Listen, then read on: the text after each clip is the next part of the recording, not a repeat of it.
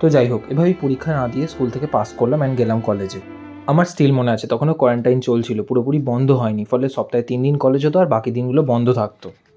আমার বাড়ি হাওড়াতে হওয়ার জন্য স্কুলেও পড়তাম হাওড়াতে, যেটা ছিল সাইকেল চালিয়ে মাত্র 15 মিনিট দূরে। তাই কলকাতার বেশিরভাগ রাস্তাঘাটই চিনতাম না। তাই আমার বাবা বলে যে আমি প্রথমে 1 সপ্তাহ তোকে দিয়ে আসছি, তারপর থেকে তুই একাই যেতে পারবি রাস্তাঘাট চিনে গেলে। এইভাবেই স্টার্ট হয় আমার কলেজের জার্নি অ্যান্ড সব কিছু খুব ঠিকভাবেই চলছিল আনটিল প্রবলেমটা আসে 3 নম্বর দিনে। সেদিনকেও রেডি হয়ে বেরিয়ে পড়েছি বাসে উঠবো বলে।